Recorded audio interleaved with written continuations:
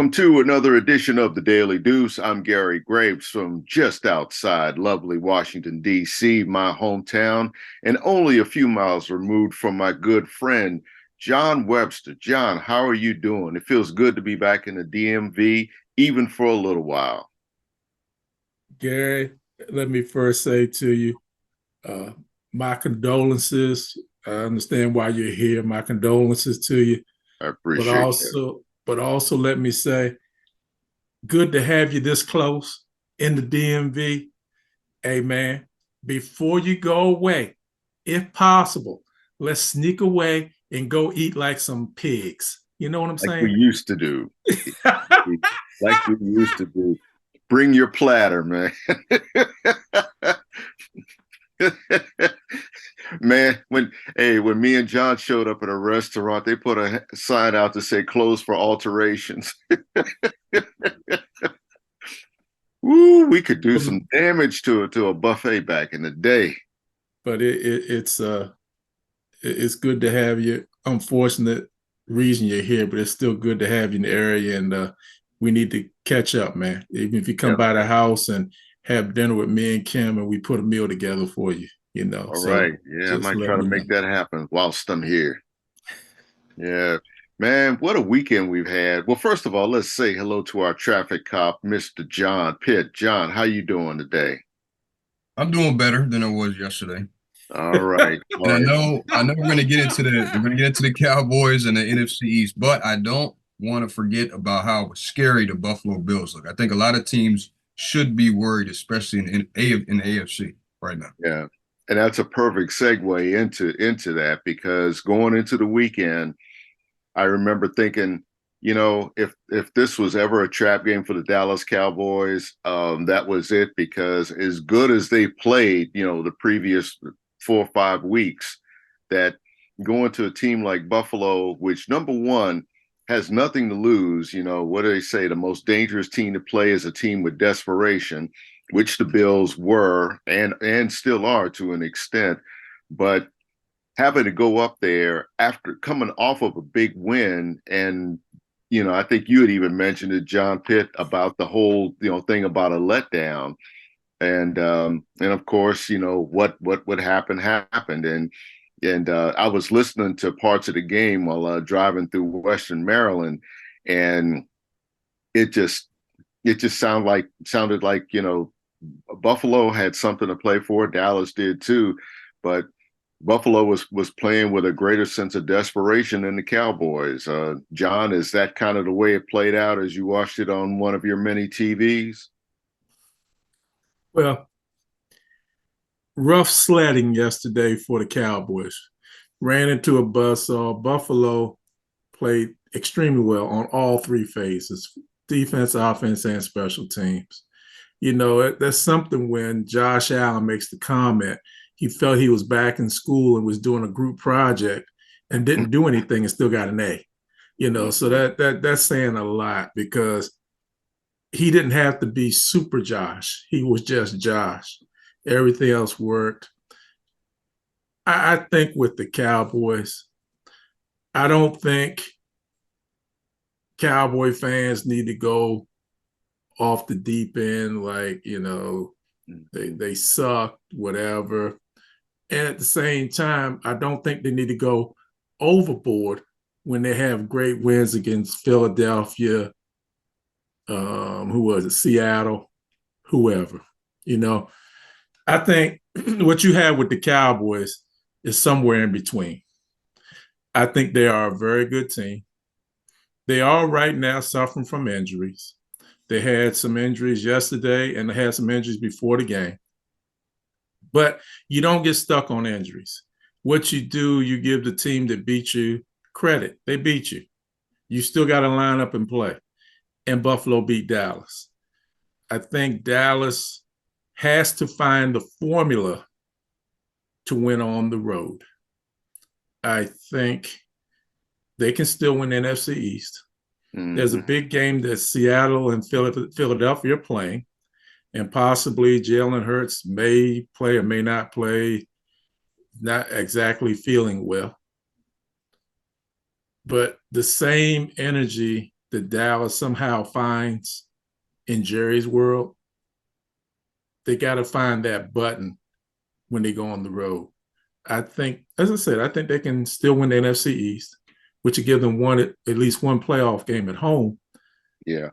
But they have to find a gear to make it work on the road. This isn't a game where you want to say Dak Prescott stunk it up. No, the whole team did not play well. It's not on one person. The whole team didn't play well. Several things I can go back to and I can look at. One of them sticks in my mind with the roughing the punter. They had fourth down. They're getting ready to get off the field. You give them a 15-yard penalty. They go and score. Another time they had a third down, I think it was. Josh Allen overthrew the receiver. The defensive back hit the guy, lunged at him, hit him in the back of the head. 15-yard penalty, first down. Mm-hmm. Dallas lost that game all the way around. And they have been penalized during the season. They had penalties again yesterday. They have to find a way. They have to find a way to turn that gear on when they're not at Jerry's world. Or more to the point, because they turned it on when they played Carolina.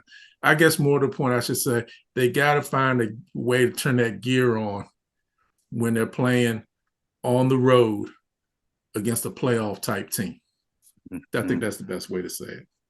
Yeah. And the danger, if they don't, John, is that they're going to be playing their first round playoff game on the road, which they don't want to do on a number of levels. You want to try to have at least one home playoff game in the postseason, just to get your feet underneath you, for nothing else, and establish some kind of rhythm.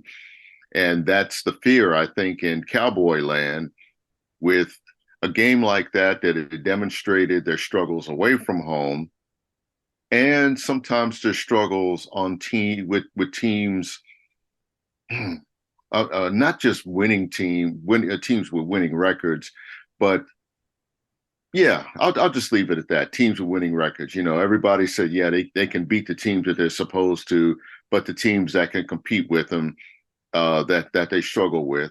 And again, I think that kind of makes sense. That when your competition gets better, that's the test of just how good you are.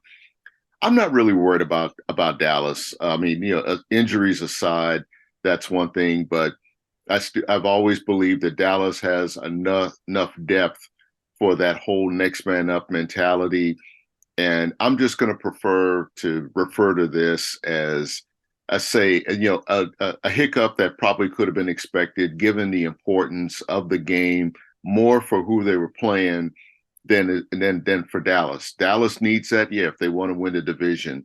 But that game meant more to the Bills, and they played like it, than it did for Dallas, because Buffalo's real playoff existence was riding on it. And they're still alive in the picture. And that's the kind of thing that they needed, especially in that division, because in a sense, they're still chasing the Miami Dolphins. They still have a mathematical shot, although time's running out. But the thing for them is just to stay in a playoff picture.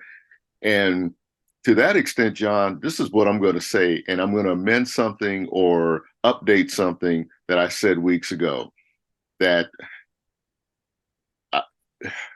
there were only 10 to 12 teams, I believed, in the NFL that were concerned about winning. We're genuinely concerned with winning and winning a championship.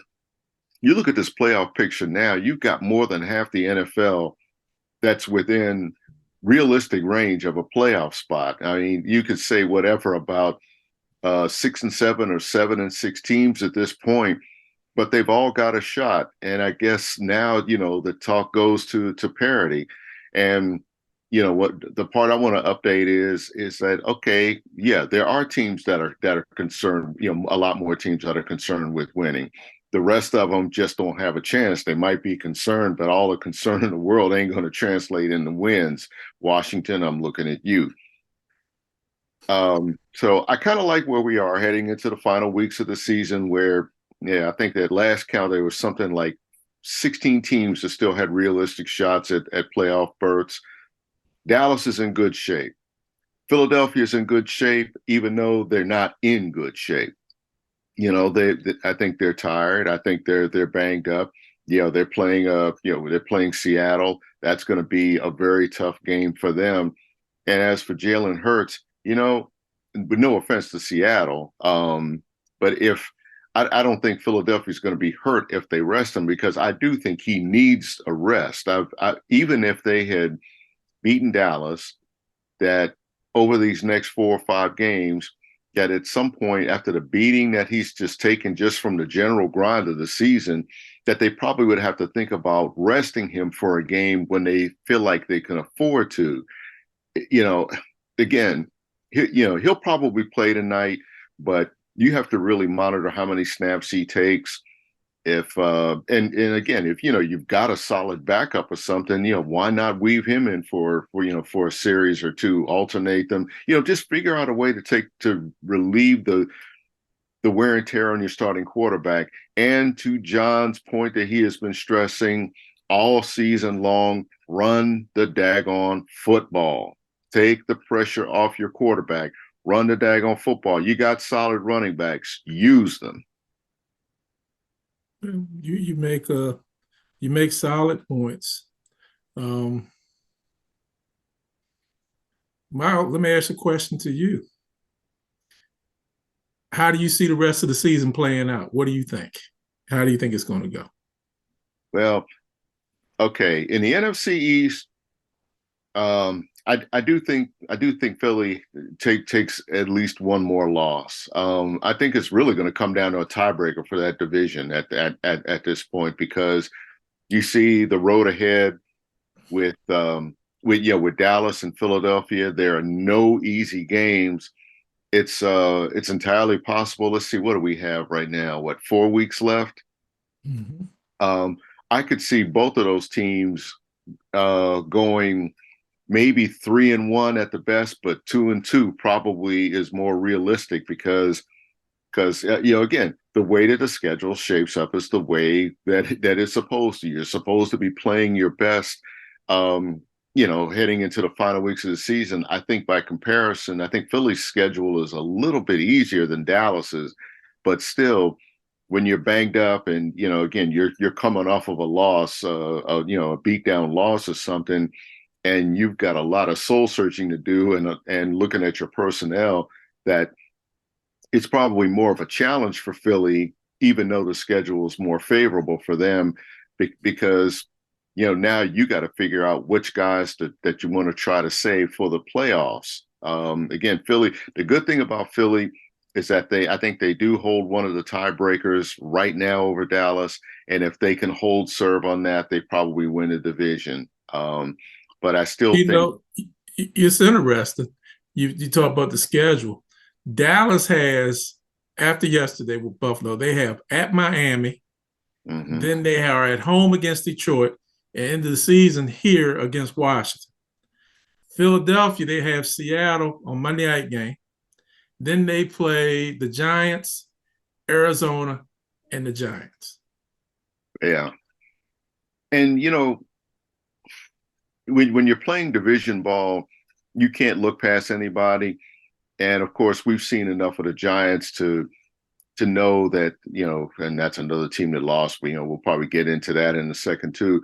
But, again, you're talking about, their closest rivals. You're talking about a possible slobber knocker football game. You're talking about a Giants team that wants to play spoiler, that can play spoiler. And you can't take anything for granted, with that rivalry alone, especially with two of the final 3 games, remaining. You're only maybe about 90 miles away from each other up I-95. Those two, that it's going to be a war. There's going to be a war. So. Again, Philly, that's why I say Philly might have to try to save some guys for games like that, because those are the games that they'll need their best.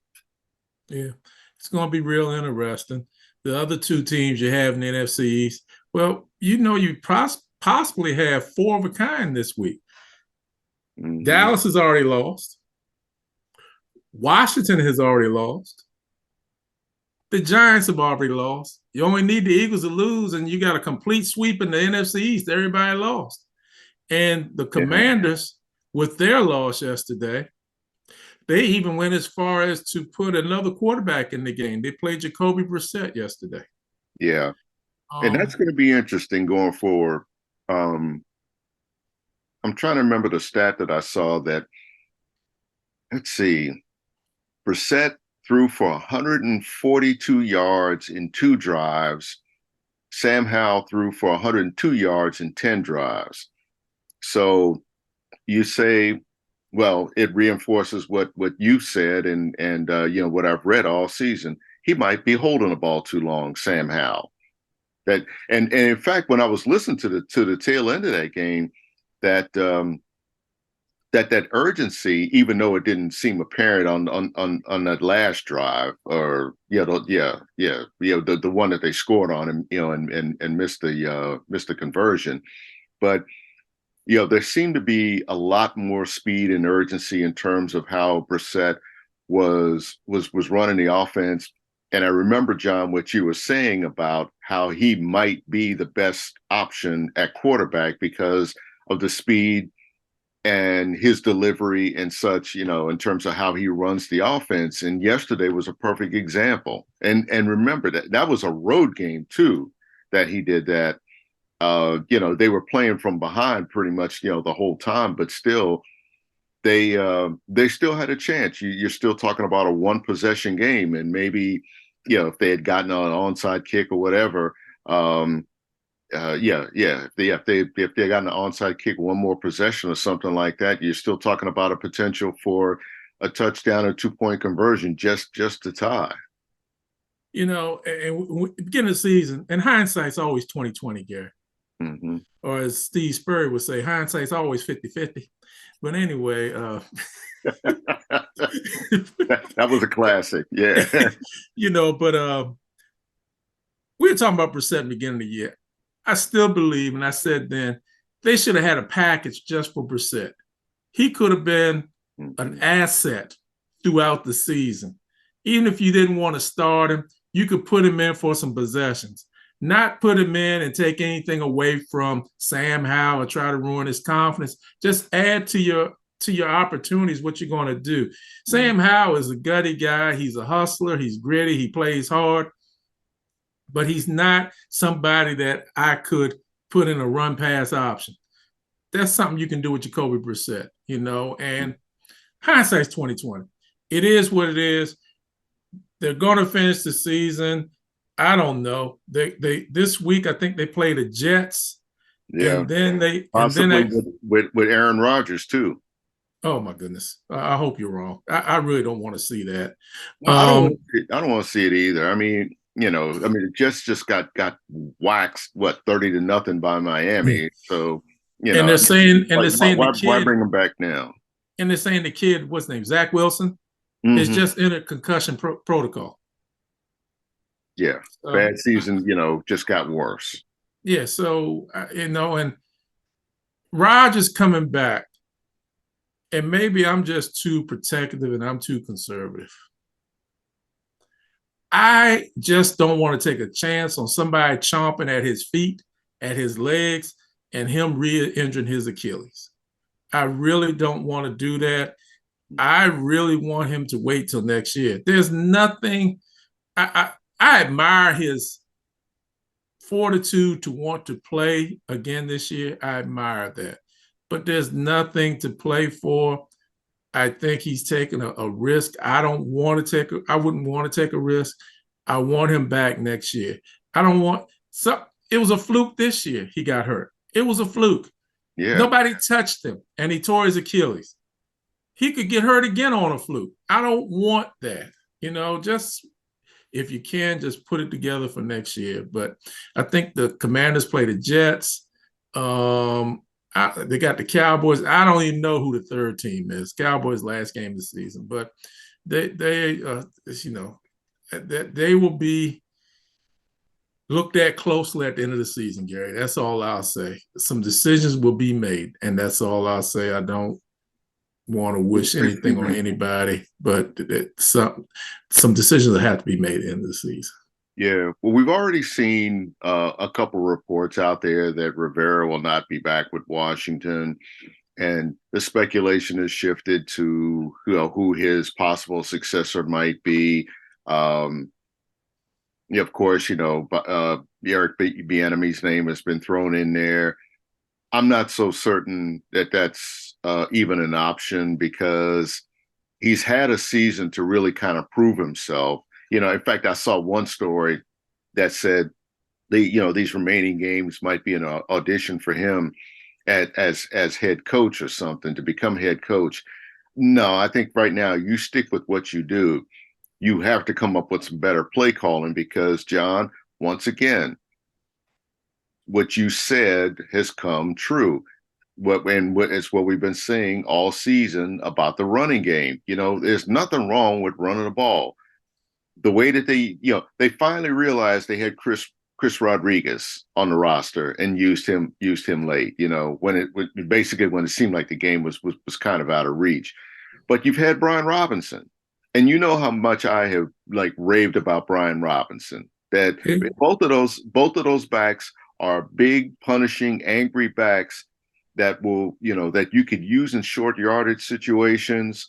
You can use them to get yards big and small. They're both fast. They both run hard. Like I said, they both run angry, but they've been underutilized. And this is where that offense is. They've become predictable. And it seems like, they're more of an afterthought and say, oh yeah, let's use a running back, just to kind of, shake things up a little bit, throw them off a little bit. You can't do that in the NFL. I still think, running back is an integral part. And if you have any doubt, look up the road to Baltimore and see how they feel now that they've lost Mitchell for the season with a torn ACL, which was really painful to watch because that dude was having a good season. And while it wasn't necessarily a untouched freak injury, but that's the kind of risk, like you were just mentioning, for Aaron Rodgers that you don't want to see him take at this point in the season for a meaningless game. Yeah, and the thing, you use Baltimore as an example. Look, not just with Baltimore. Look at any team that has an established running game. How much more effective the quarterback is going to be. If you run the ball, especially in the NFC East, the NFC East is ground and pound, over and over and over again. If you ground it, and it's easier for a lineman, an offensive lineman, to go forward and run block as opposed to back up and pass block. Pass blocking takes a little bit more technique, more footwork, a lot more repetition and practice. You got to be able to move your feet and move backwards at the same time as you have Lawrence Taylor or whoever or J.J. Watt coming at you. You still got to be able to do it. That's a lot. Think about, I'm going back with Lawrence Taylor. I'm sorry, but think of some of these defensive but you're right. You're right. Micah Parsons, you're trying to back up and block Micah Parsons. You're trying to back up and block Chris Jones. I mean, the list goes on. What's the guy's name in San Diego? He used to be with the Bears. Khalil Mack. You're trying to back up and block Khalil Mack. It's easier to go forward. Go forward with a run block. And then guess what? 3 or 4 yards, you set yourself up for a pass. You don't have to be looking for big chunks. And matter of fact, stat was shared yesterday. The biggest chunk of yards the Commanders have gotten off one play this year, or pass play, was 36 yards. That's not good. But they could get more if you establish the run, because that way the linebackers got to come in closer. The defensive backs can't just be thinking about a pass. But Gary, we just talk about it. We don't coach it, and I don't know enough about football. I never pretend to know enough about football, John. So. But yeah, I mean, you summed it up perfectly. And as someone who played offensive line way back in the day, that, let's look at it this way, the less you have to think about what you're going to do, the more effective you're going to be. I mean, there's nothing wrong with thinking, but if you're thinking about who your guy is right there ahead of you to go and try to pancake, that makes it a whole lot easier than when you see linemen stepping up and they're trying to get set and they're pointing, all of these guys that they've got to try to read before he goes into the snap count and stuff. Which shows you, in one sense, how complicated things are when you're trying to stop defenses with all the guys that you just named. But my whole thing about establishing the run or using the run to really solidify your offense, it's about control. How many times do you hear coaches talking about, let's establish the line of scrimmage? Boom. You do that with the run. If again, and if you can't do it with the run, you have to figure out something that, to go back to the Joe Bugle days, you'll use an H-back, use the tight end, of course, now. Use your slot guy if you're that committed or something to throwing the ball. Use your slot receivers. I'd love to see more quarterbacks go to their slot guys as opposed to say going to the wideouts and because my favorite slot guy was Keenan McCardell, who I've never seen a guy who could go out there and get you 10 yards off the line of scrimmage like consistently. I mean, you saw that, when he was in Washington. And again, at the expense of dating myself, which, hey, it is what it is, when you get to be a man of a certain age. But, as much as football has changed, it really still stays the same. If you're going to try to establish control of the line of scrimmage, you do that with the run. That's why you draft these pounding backs now in the later rounds as opposed to the early rounds, because it is still about control. I couldn't have said it better, Gary. Yeah. And this is coming from one of my favorite offensive linemen that I ever have known, Gary Graves. Yeah. So, John, let's move on to something else near and dear to us Washingtonian folks.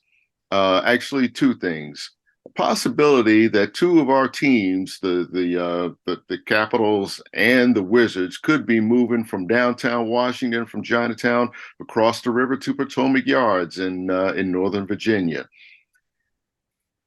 I have my feelings about this are this. I want to see it happen because, again, all the talk about moving to Potomac Yards, which has kind of been dangled out there to me, like St. Petersburg was dangled out there as a destination for teams to move to before they got the Tampa Bay Rays. It's like, don't talk about it, be about it. And all those people will say, well, oh, yeah, it's close to us or whatever. Let's see them deal with traffic on US 1 in rush hour trying to get to a hockey game or a basketball game.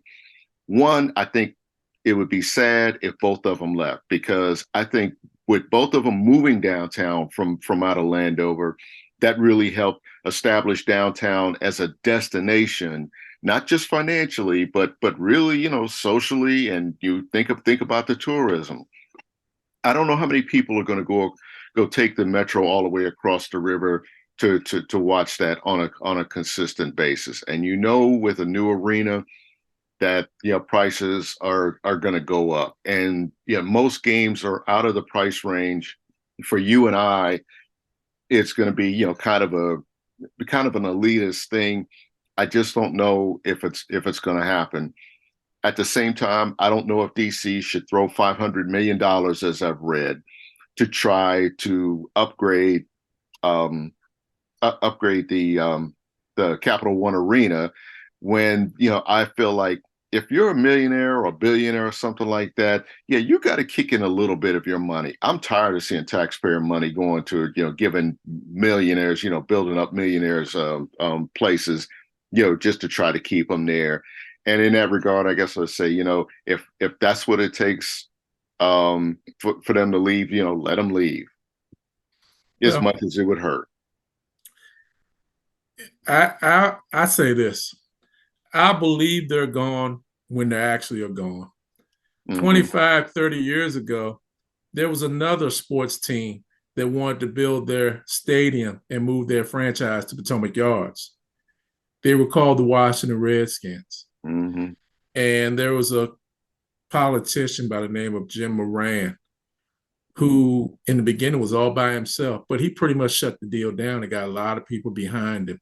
It's still a long way to go because you also have to develop Metro to get out there. You Yep. got to figure out your infrastructure. I don't know if $500 million, which is what Mayor Bowser is saying is going towards this, I don't know if $500 million is enough to keep I was going to say the Bullets, the Wizards and the Capitals in DC. I just don't. The other thing you got to look at, if the Wizards and the Capitals both move out, then you have a arena that will be the home for the Georgetown Hoyas and not even the Mystics, because the Mystics play over in, they got a arena over in Southeast or Southwest.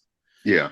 So basically, when the Wizards and the Caps leave, you're losing 81 home dates, roughly 80 to 80 to 85 or 90, throwing in the playoffs, roughly. Yeah.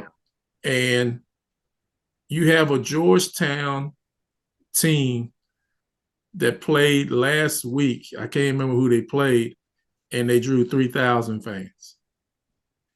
It's so Leonsis says he wants to leave the arena where it is and other teams can play there. Maybe you bring I don't even know if you bring the Mystics there, because what do you do with the arena they're playing in? I think one of the things that would have to be done, if two things, I'll say this, Gary. One thing, if you're going to take the Wizards and the Capitals out, then you got to reduce the size of the arena. It can't be 18,000. I think you got to bring it down to like 10, something like that. A number more workable. Right now, you don't have any product in DC after they leave. GW can't bring in 18,000. Georgetown can't bring in 18,000. American can't bring in 18. None of them can bring in 18,000. Yep. The other thing I'll say, if this happens, if both of them leave, then Mayor Bowser needs to push all her chips to the middle of the table, and she needs to do everything she can to get the Commanders to come back to Washington, D.C. Amen. I mean, yeah, and it needs to happen. I mean, you can't lose the Capitals, the Wizards, not get the Washington Commanders back, and you have a baseball team. Mm-hmm. Mm-hmm. You can't. And no disrespect to the Washington Nationals. I mean, everybody knows I'm an Orioles guy. No disrespect to them, but you can't. You can't. You can't put all your, like you said, you talking about pushing all your chips to the middle of the table. You can't put all your eggs in one basket and just feel like the Nationals are going to offset some of that loss. The thing, John, that you and I, having been in the area, for most of our lives, is that when it came to sports, I'm talking about home teams, with the exception of the Redskins who played at RFK, all the other teams were outliers. I mean, the Caps and the then Bullets were playing in Landover, where we live. We had to root for the Orioles up the road, which was fine. And then when Abe Poland moved those teams downtown and built that arena and stuff, and it just brought back a whole bunch of brought in a different civic pride, because Chinatown was, well, let's just say, I don't want to say it was a dead area, but it was a depressed area. There was no anchor to bring people in. And you go down there now and you see what the difference is made. I think I really do believe that has transformed downtown DC in a way that any of us could have imagined. And again, the part of that is that it was an anchor. It was a source of civic pride. and a destination for us to go to. I mean, I really look forward to going to games there, either as a media person or as a fan, or going to any of the museums, restaurants, or shows down there. I mean, it was, again, it was an entertainment district, and I hate to see that leave. And for all the talk that that Monumental Sports says that, well, yeah, well, we're gonna make sure that it remains an entertainment destination. No, it's not, because if you're gonna build this sparkly, shiny new jewel at Potomac Yards or whatever, guess where the Beyoncés and the Taylor Swifts and all the shows are going to be going? They're going to be going to Northern Virginia. So please don't act like we're stupid enough to believe that you're going to say, oh yeah, let's look out for the ex-wife that we left behind or something in DC, and say, yeah, she'll be taken care of. No, they're going to be putting all that money into their new wifey over there in Northern Virginia. Yeah.